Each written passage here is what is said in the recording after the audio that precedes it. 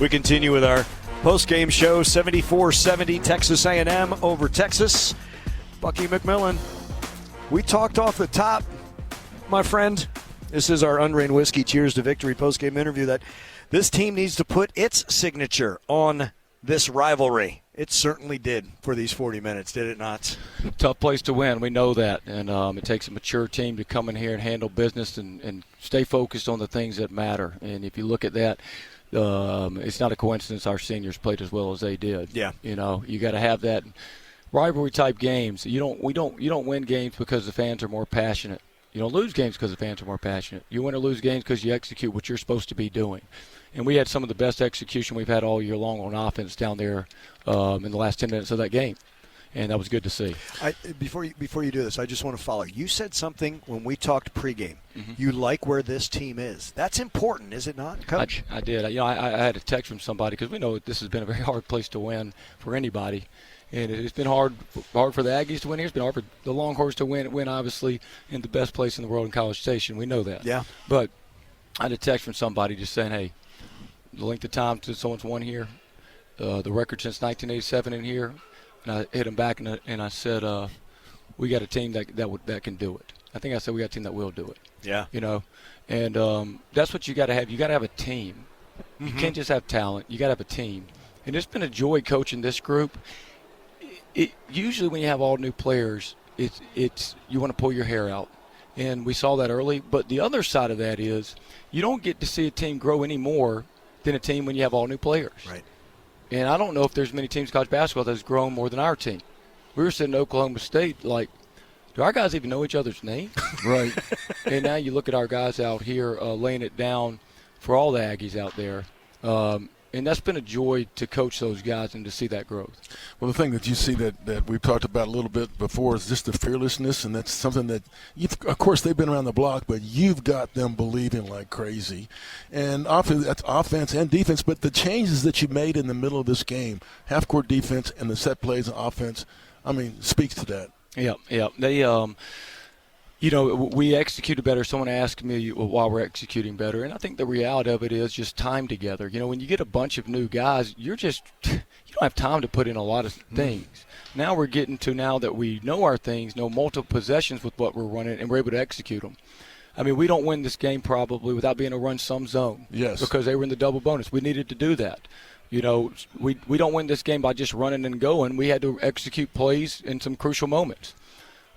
I had a buddy that I was walking to the media room with, and I said, man, so sick of that last game because, heck, we could be 5-0 in this league. Right. And he said, yeah, but Bucky, if y'all pulled out that last game, y'all may not win this game because you saw us free throw rebound great. You saw us rebound the ball better. You saw our press break late that hurt us versus SMU was executed flawlessly in this game. So I've always said, you don't lose, you learn. Mm-hmm. And what this team's done a great job is learning. And now we got to learn through winning. Correct. One of the things that I thought was very important tonight is how you changed defenses and how you did orchestrate it from the sideline without taking timeouts. And that's kids believing or men believing in what you got going on. Yeah. They're in tune to what the game plan and what we were trying to do. They know they know our stuff now, which is great. But I could tell you, when we go through a walkthrough and we go through the scout, these guys are dialed in. They're better. They're old. I mentioned this in the press room there. 3 things to be good at basketball, right? Everyone has to have based on talent. You need to be old. You need to be deep. And you need to have some continuity. Mm-hmm. We started the season with no continuity. But we were old, we were deep, but no continuity. Mm-hmm. Now we have continuity and we're old and deep.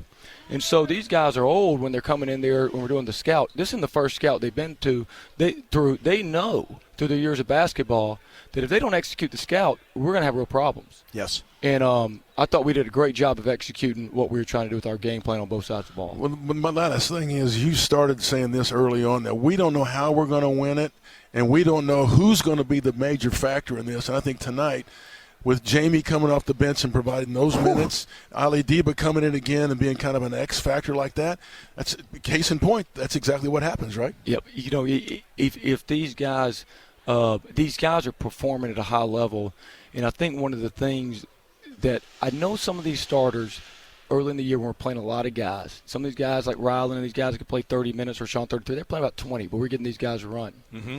We got them this run for these moments because if you have an injury like a McKenzie, or It's in Jamie's first game to play or Ollie's first game to play. They got reps early. Mm-hmm. And so they're comfortable in these surroundings because you're going to have injury. You're going to have foul trouble. You're going to have sickness. You know how it works. Zach Clements was sick tonight. Yeah. So Jamie needed to play better, and he sure did. So it's been great to see those guys stay with it in practice. Right. Just stay with it and keep going. Pop Isaacs didn't have a lot of opportunities tonight. He got foul trouble there. But he stayed with it and makes a huge three there. Right. You know what I'm saying? Still locked into the game. So that was good to see. And here's the reality of it. Like, we shot the ball good from three. We made 40%. And we had shot a high field goal percentage. But I think we got what we wanted. I think we got the shots we wanted. And I said this after last game. We lost in double overtime at Tennessee. And I thought in the first overtime, we executed great. If y'all remember that, Rashawn misses 2 layups he normally makes. Ruben misses a 3 he normally makes. Rashawn makes a wide-open layup. And so I told her, don't worry about it, man. We're executing well. That's all that matters. We'll make the shots, and tonight we made the shot. Yeah, absolutely. And then it's always nice to see Ryland to start that second half. He's special. Well, Ryland Griffin, he probably doesn't even get enough credit. Obviously, he's a great offensive player, but he really is a smart player on offense and defense. He doesn't play with the ball. The ball is never in his hands. I mean, he had 17 points on 6 of 7 shooting, and if you probably counted the amount of time the ball's in his hand, right, it's not like he dominates not before the the ball. shot goes up. Yeah, I mean that's what it is, and he's a clutch player. He's been in these moments.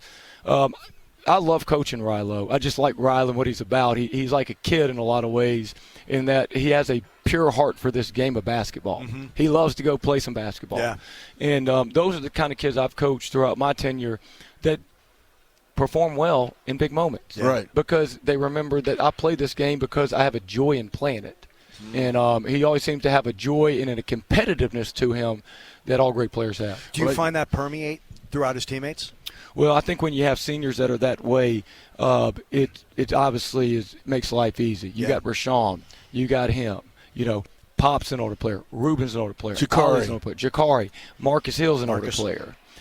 I mentioned that down there. Like, this team is not a team that you go in the locker room, and I mentioned this, that you give a win one for the Gipper speech. Right. These guys are older guys. Yeah.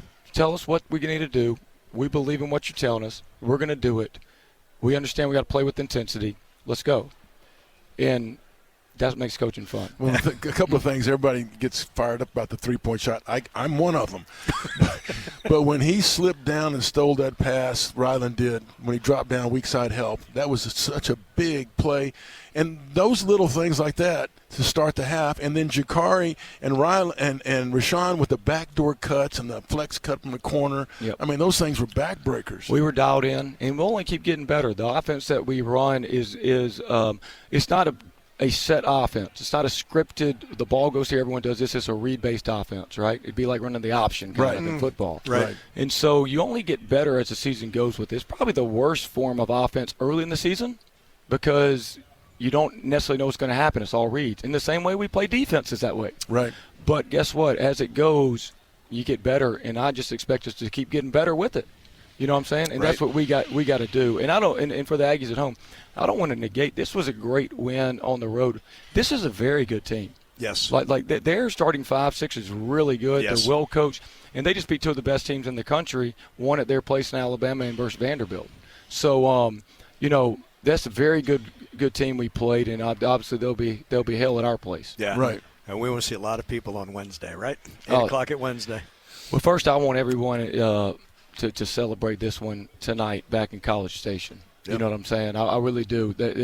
It's overdue to get this win here, and we've had such great support even when we were figuring it out. Yeah. And this is what this support allows a team to do. We didn't turn negative on the team when they lost a couple games early in the season.